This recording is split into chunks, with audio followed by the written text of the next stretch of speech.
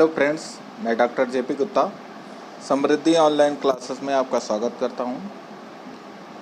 BEd first year का third paper शैक्षिक तकनीक एवं आईसीटी के अंतर्गत सेकेंड यूनिट मेरा हमारा चल रहा था, जिसके अंतर्गत हमने पिछले वीडियोस में पढ़ा था शिक्षण, अनुदेशन और अधिगम में क्या अंतर है। हमने उसको समझा कि किस तरह से शिक्षण, अधिगम और अनुदेशन को हम परिभाषित कर सकते हैं, उसमें क्या क्या अंतर पाए जाते हैं। शिक्षण के इस यूनिट के अंतर्गत जो दूसरा यूनिट शिक्षण से ही टोटल संबंधित है, शिक्षण के इस यूनिट के अंतर्गत आज के इस वीडियो में हम शिक्षण सिद्धांतों की बात करेंगे।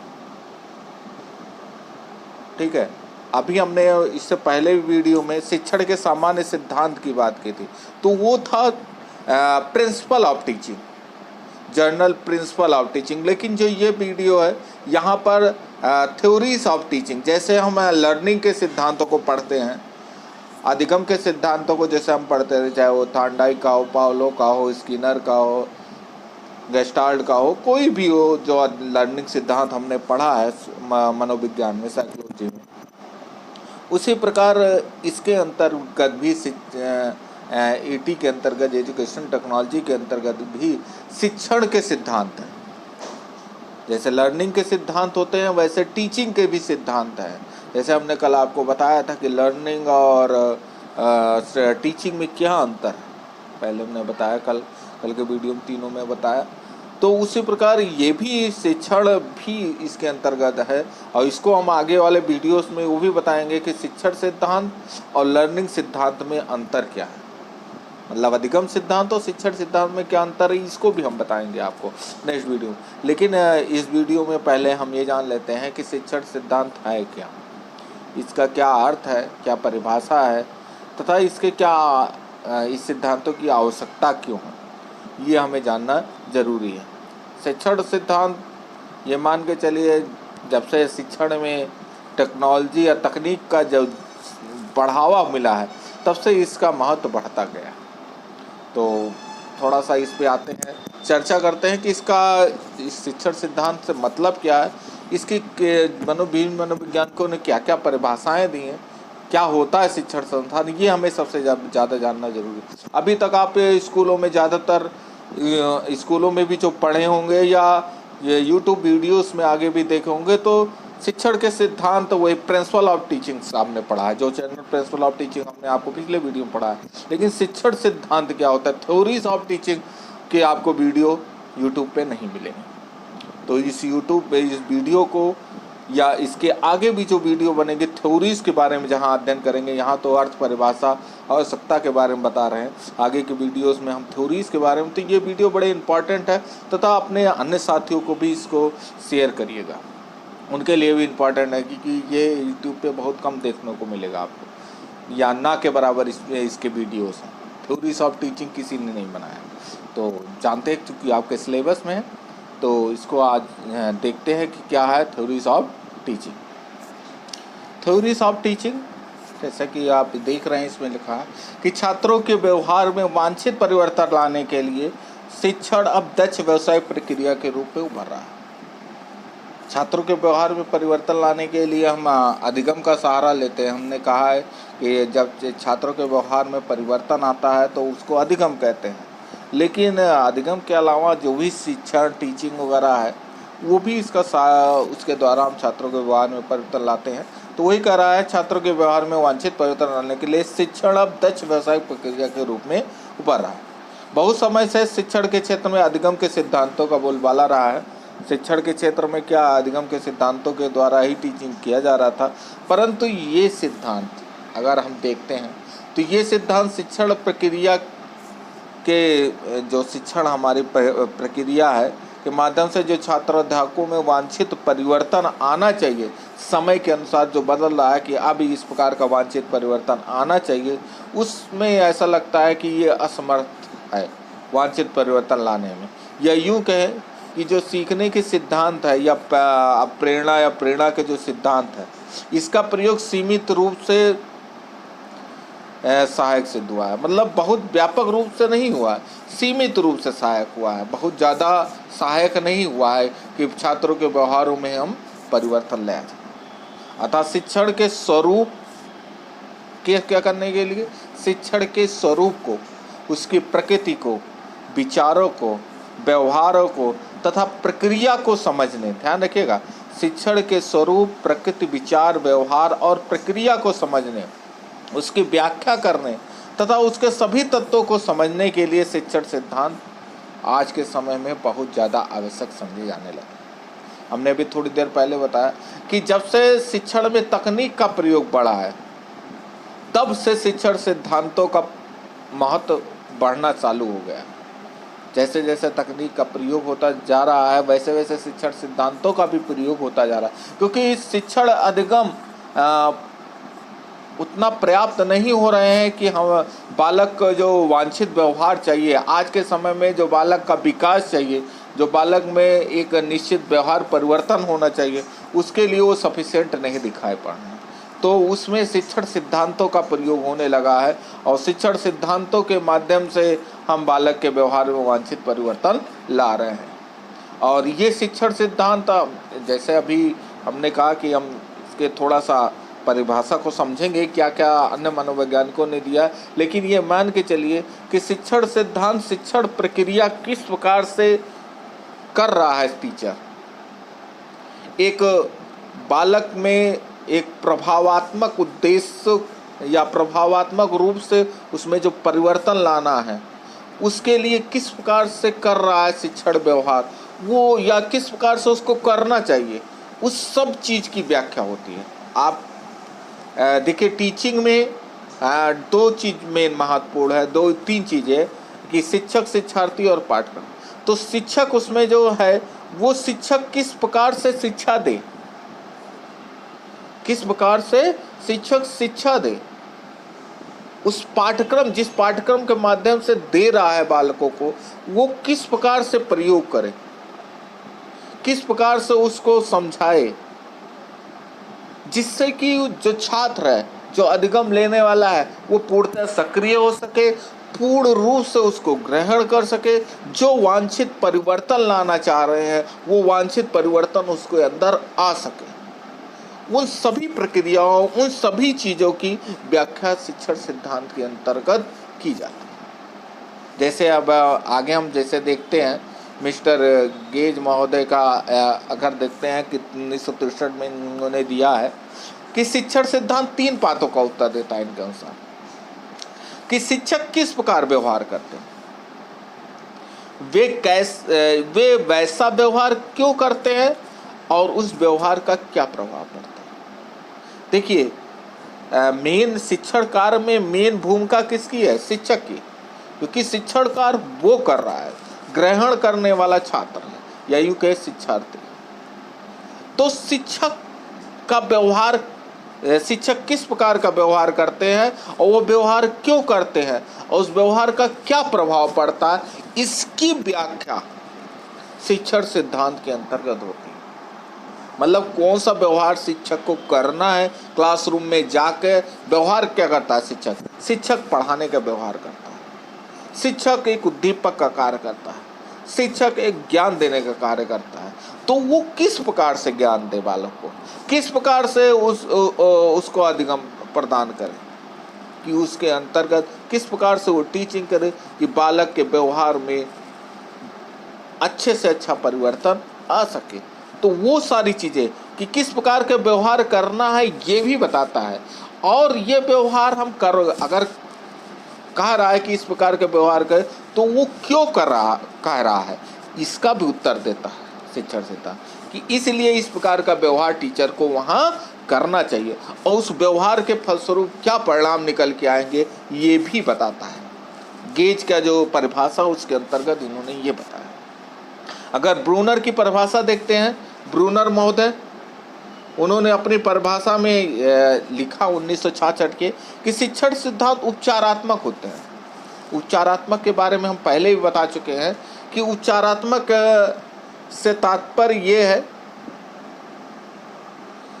इंग्लिश में कहते हैं इसको क्लिनिकल, क्लिनिकल को अगर देखा जाए तो क्लिनिक शब्द आप सभी लोग सुने होंगे। तो क्लिनिक में क्या होता है? क्लिनिक में मरीज आता है और मरीज के क्या है, इलाज किया जाता है। अर्थात जो भी आता है उसकी समस्याओं का क्या किया जाता है, समाधान दे।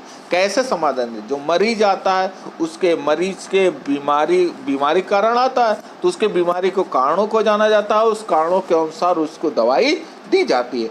उसी प्रकार उपचारात्मक में क्या होता है कि जो भी बालक समस्यात्मक होते हैं उन बालकों को पहले कारणों को जाना जाता है, उनका निदान देखा जाता है कि डायग्नोसिस किया जाता है कि क्या कारण है, और कारणों को जानकर फिर उसका उपचार किया जाता है, उसको खत्म किया जाता है। इसी को कहते हैं उपचारात्मक। तो शिक्षण सिद्धांत उपचारात्मक होते हैं, मतलब समस्याओं का समाधान करते हैं। यह ज्ञान कौशलों, क्या कह रहा है कि ज्ञान कौशलों, किस चीज़ का? ज्ञान कौशलों के परिवर्तन की अधिकतम प्रभावशाली विधियों में से, किसके? ज्ञान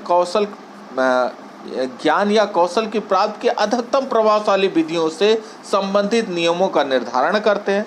जो बालक को ज्ञान प्राप्त होता है या जब बालक के अंदर स्किल डेवलपमेंट होती है, उसकी सबसे ज़्यादा जो प्रभावशाली विधियां हैं उससे संबंधित नियमों का निर्धारण इसमें होता है, तथा ऐसे मापदंड प्रदान किए जाते हैं जिसकी सहायता से शिक्षण या अधिगम का मूल्यांकन किया जा सके। किसका किया जा सके? शिक्षण या अधिगम का मूल्यांकन किया जा सके। तो ये चीज़ें इसके अंतर्गत होती हैं। तो इसीलिए कहा गया कि ज्ञान एवं कौशल प्राप्त के अधिकतम प्रभावशाली विधियों से संबंधित नियमों का निर्धारण करता है, या जो ज्ञान एवं कौशल प्राप्त करने की जो सबसे अच्छी विधि है या सबसे प्रभावशाली विधि है उसके संबंधित नियमों का वहाँ निर्धारण होता है, तथा ऐसे मापदंड प्रदान किए जाते हैं जिसके सहायता से अधिगम का मूल्यांकन किया जा सके। जो अधिगम दिया गया है, जो शिक्षण द्वारा अधिगम दिया गया है, उसका मूल्यांकन अच्छे से किया जा सके। यहाँ पर मैंने अपनी एक परिभाषा लिखी है कि क्या परिभाषा हो सकती है।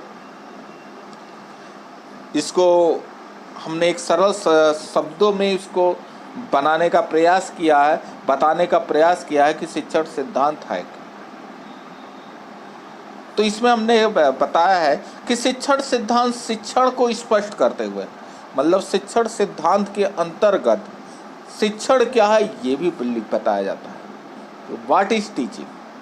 शिक्षण सिद्धांत को स्पष्ट करते हुए शिक्षकों के व्यवहार की व्याख्या, ध्यान रखिएगा, जो शिक्षक है, जितने भी प्रकार के शिक्षक हैं, उनके व्यवहार की व्याख्या करता है कि कैसा हो और क्यों, कि उनका व्यवहार कैसा, उनको व्यवहार करना है और वो व्यवहार क्यों करना है, ये उसमें स्पष्ट रूप में लिखा होता है कि शिक्षक को शिक्षण करते समय, टीचिंग करते समय कैसा व्यवहार करना है और वो व्यवहार क्यों करना है, ये लिखा होता है। तथा शिक्षार्थी तथा उसका शिक्षार्थी एवं शिक्षण प्रक्रिया पर पड़ने वाले प्रभाव, और ये भी व्याख्या होता है जो वो व्यवहार करता है उस व्यवहार का शिक्षार्थी और शिक्षण प्रक्रिया पर क्या प्रभाव पड़ता है, इसकी भी व्याख्या करता है।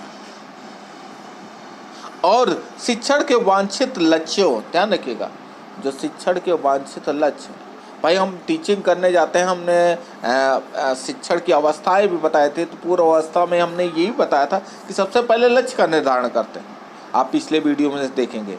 तो वो कह रहा है कि शिक्षण के वांछित लक्ष्य एवं उद्देश्यों को, जो वांछित लक्ष्य है, जो निर्धारित लक्ष्य शिक्षण के है, उस लक्ष्य एवं उद्देश्यों को प्रभावशाली ढंग से प्राप्त करने की व्याख्या करता है। ध्यान रखिएगा, ठीक है। वांछित लक्ष्यों एवं उद्देश्यों को किस प्रकार से हम प्राप्त कर सकते हैं, उस सब चीज़ों को टीचिंग बताता है, टीचिंग सिद्धांत बताता है। मतलब एक टीचिंग सिद्धांत के अंतर्गत टीचिंग क्या है ये बताता है, शिक्षक का व्यवहार बताता है कि कैसा होना चाहिए और व्यवहार जो कैसा है वो क्यों होना चाहिए, साथ साथ शिक्षक उस छात्र और शिक्षण प्रक्रिया पर उसके प्रभाव को, और जो वांछित उद्देश्य एवं लक्ष्य निर्धारित किए गए उसको कैसे प्राप्त किया जाए, इसकी व्याख्या करता है। कौन? शिक्षण सिद्धांत। तो शिक्षण सिद्धांत के अंतर्गत ये चीज सम्मिलित होती है। उम्मीद है ये परिभाषा आपको समझ में आएगी कि क्या कहना हम चाह रहे हैं। ठीक है, प्रभावशाली ढंग से प्राप्त करने की व्याख्या करता है कि इसके अंतर्गत ये सारी चीजें रहेंगी, ये सारी चीजें बताई जाएंगी। आगे हम वीडियोस में शिक्षण सिद्धांतों की भी चर्चा करेंगे, कुछ शिक्षण सिद्धांत भी बताएंगे कि कौन कौन से शिक्षण सिद्धांत हैं, ऐसी बात नहीं है, तो वहाँ पर भी हम डिस्कस करेंगे। तो ये सारी चीज़ें रहती है, इसको हमने स्पष्ट आपकी भाषा में करने का प्रयास किया है। शिक्षण सिद्धांत की आवश्यकता की बात देख लेते हैं कि क्या क्या आवश्यकता है। ये इम्पॉर्टेंट्स हैं, ये जाने रहिएगा। पूछा जाता है आपके उसमें कि शिक्षण सिद्धांत क्या है, इसकी परिभाषा एवं आवश्यकता है। तो सीखने के लिए समुचित परिस्थिति उत्पन्न करने में शिक्षण सिद्धांत, एक पूर्ण रूप से परिस्थिति उत्पन्न करने के लिए शिक्षण सिद्धांत की आवश्यकता होती है कि सीखने के लिए एक समुचित परिस्थिति, एक जो व्यवस्थित और एक जो प्रभावशाली परिस्थिति, उसको उत्पन्न करने में शिक्षण सिद्धांतों की आवश्यकता होती है। साथ साथ हमने कहा शिक्षक के ज्ञान, पूर्व कथन एवं नियंत्रण में वृद्धि करता है। हमने कहा कि शिक्षण सिद्धांत, अभी परिभाषा में बताया कि शिक्षक को कैसा व्यवहार करना है, व्यवहार क्यों करना है, ये शिक्षण सिद्धांत में लिखा होता है कि जब शिक्षण करने जाएगा शिक्षक तो उसको इस प्रकार का व्यवहार करना है और इस प्रकार का व्यवहार क्यों करना है वो भी बताया हुआ होता है। तो इससे शिक्षक के ज्ञान, जो बोलना है, पूर्व कथन करना है और शिक्षण में नियंत्रण में वृद्धि हो जाती है। शिक्षण के नियोजन, व्यवस्थापन और मूल्यांकन आदि को वैज्ञानिक आधार प्रदान करता है। शिक्षण सिद्धांत में टोटल प्रोसेस होता है, उसमें अवस्थाएं, तीनों अवस्थाएं शामिल होती हैं, पूर्व अवस्था, अंतःक्रिया अवस्था और बाद की अवस्था। तीनों अवस्थाएं, जो तीन अवस्थाएं हमने बताई हैं, वो तीनों अवस्थाओं के बारे में वो बताया हुआ होता है कि कैसे करना है। नियोजन के बारे में भी बताता है, इसीलिए तो बताया क्या क्या करना है। व्यवस्थापन भी बताता है और लास्ट में किस प्रकार से मूल्यांकन कैसे करना है, ये भी शिक्षण सिद्धांत बताता है। जी ब्रूनर का देख लीजिए, उसमें लिखा है कि जिसकी सहायता से शिक्षण एवं अधिगम में मूल्यांकन किया जा सके। लास्ट में लिखा ऐसे मापदंड निर्धारित करता है जिसकी सहायता से शिक्षण एवं अधिगम में क्या किया जा, शिक्षण और अधिगम का मूल्यांकन किया जा सके। साथ साथ ये भी है कि संपूर्ण शिक्षण प्रक्रिया तथा प्रत्येक अंग को सुदृढ़ एवं उन्नत बनाता है। चूंकि हर एक चीज की, हर एक स्टेप की शिक्षण सिद्धांत में व्याख्या होती है कि टीचर को किस किस जगह क्या क्या करना है, क्लास में इंटर होने के बाद क्या करना है, जब पाठ वस्तु का वितरण कर रहा है पाठ वस्तु को, तो उस समय उसको किस प्रकार से रहना है, जब मूल्यांकन कर रहा है, फीडबैक ले रहा है तो कैसे करना है, मूल्यांकन कर रहा है तो किस करना है, सब कुछ एक निर्धारित होता है, एक निश्चित नियम पर होता है, एक निश्चित तरीका उसका निर्धारित होता है। तो जब वो सब कुछ एक निश्चित तरीके से होता है तो प्रत्येक अंग सुदृढ़ और उन्नत बनाता है। प्रत्येक अंग क्या हो जाएगा, सुदृढ़ और उन्नत होगा। वर्तमान ज्ञान को संगठित करता है। भाई जो आपका वर्तमान ज्ञान जो लेके आप जा रहे हो डिलीवर करने, उसको क्या है, एक संगठित पैटर्न देता है। भाई आप जो भी पढ़ाने जा रहे हैं, जो भी टॉपिक पढ़ाने जा रहे हैं, उस टॉपिक से संबंधित शिक्षण सिद्धांत आपको एक निश्चित प्रक्रिया प्रदान करता है, एक पूरी तरह से क्या है, संगठित करके देता है।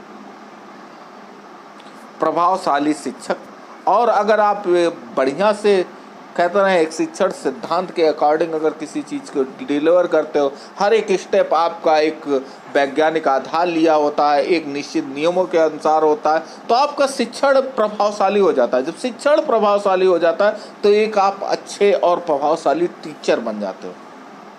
तो वही कह रहा है, प्रभावशाली शिक्षक बनने में ध्यान आकर्षित करता है। तो एक अच्छे और प्रभावशाली शिक्षक की बन जाते हो और एक बनने में, या कह सकता है, सहायक बन करता है।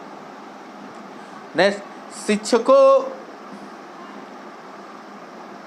के विभिन्न अवधारणाओं के विषय में ज्ञान प्रदान करता है। जो शिक्षक है कि विभिन्न अवधारणा, विभिन्न प्रकार के शिक्षक है, तो उनकी विभिन्न प्रकार की अवधारणाओं के विषय में ज्ञान प्रदान करता है कि किस प्रकार की इनकी अवधारणा है, इसके अकॉर्डिंग किस प्रकार चलना है, इस अवधारणा के अकॉर्डिंग किस प्रकार चलना है, उन सभी चीज़ों को एक निश्चित क्या कर रहा है, ज्ञान प्रदान करता है, वो निश्चित दिशा निर्देश प्रदान करता है। यह शिक्षण नीतियों के विषय में स्पष्ट निर्देश प्रदान करता है। जो शिक्षण नीतियां हैं, जो शिक्षण के नियम हैं, उसके बारे में एक स्पष्ट, उसमें कहीं इफ डैट वाला नहीं रहता, संदेह शंका वाला चीज नहीं, स्पष्ट निर्देश रहता है कि आपको इस तरह से करना है। तो वही कह रहा है, एक स्पष्ट निर्देश प्रदान करता है, उसमें इफ डैट का कोई स्थान नहीं रहता। यह शिक्षण सिद्धांत शिक्षण तथा सीखने के मध्य सहसंबंध को स्थापित करता है। भाई शिक्षण के अंतर्गत सीखना भी होता है। जब हम शिक्षण देते हैं, देखिए सीखना, जब शिक्षण करेंगे तो सीखना होगा। हमने उसमें भी बताया था, शिक्षण अधिगम और अन्वेषण में जो अंतर था उसमें भी बताया था, और इसमें भी बता रहे हैं कि जब शिक्षण होगा तो अधिगम होगा, शिक्षण के अंतर्गत अधिगम होगा, लेकिन अधिगम के लिए शिक्षण ही हो ये जरूरी नहीं है। अधिगम कहीं पर भी हो सकता है, शिक्षण के द्वारा भी होगा और बिना शिक्षण के भी होगा। उसको उदाहरण द्वारा हमने पिछले वीडियो में बताया भी। तो लेकिन जब शिक्षण होगा तो वहाँ अधिगम जरूर होगा, शिक्षण के तहत अधिगम होगा। तो कह रहा शिक्षण सिद्धांत जो है, शिक्षण और सीखने, अधिगम को सीखना भी कहते हैं, लर्निंग भी कहते हैं, कुछ भी, अधिगम कह लीजिए, सीखना कह लीजिए, लर्निंग के मध्य क्या करता है, सहसंबंध स्थापित करता है, कि उनके मध्य सहसंबंध बनाता है। शिक्षण सिद्धांत कह रहा है कि शिक्षण सिद्धांत अनुभव परंपराओं को अपने में निहित रखते हैं।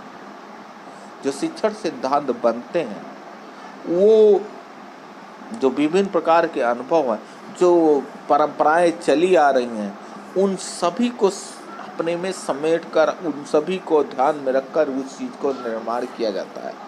ऐसे ही नहीं शिक्षण सिद्धांत हवा में बना दिया जाता। बहुत या सभी लोग शिक्षण सिद्धांतों को नहीं बना सकते।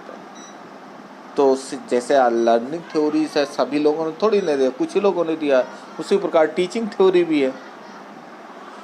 ठीक है, ये क्या है, टीचिंग थ्योरी और लर्निंग थ्योरी हमने मनोविज्ञान में पढ़ते हैं। तो विभिन्न प्रकार के अनुभव परंपराओं को अपने में निहित रखता है। शिक्षण के क्षेत्र में शोध एवं प्रयोग के नए आयाम को प्रस्तुत करता है। भाई शोध को बढ़ावा देता है, नई नई सोच को बढ़ावा देता है, नए नए तरीकों को बढ़ावा देता है कि नई नई चीज़ें हैं। तो नई नई चीज़ें, नए नए जब नवीनता की तरफ लेके जाएगा तो उसमें शोध एवं प्रयोग को क्या मिलेगा, बढ़ावा मिलेगा। तो ये तो था आवश्यकता कि क्यों शिक्षण जरूरी है। ठीक है, आवश्यक बहुत है शिक्षण, क्यों शिक्षण की आवश्यकता है, ये जरूरी है, ये जानना आपके लिए जरूरी था। उम्मीद करते हैं कि जो कुछ भी आज बताया हमने वो आपको समझ में आया होगा। व्हाट इज टीचिंग थ्योरी, ये समझ में आया होगा, और व्हाट इज लर्निंग थ्योरी। अब ये वीडियो दोनों में अभी मैं ज़्यादा यहाँ डिस्कस नहीं करना चाहता, नहीं वीडियो ज़्यादा लंबा हो जाएगा।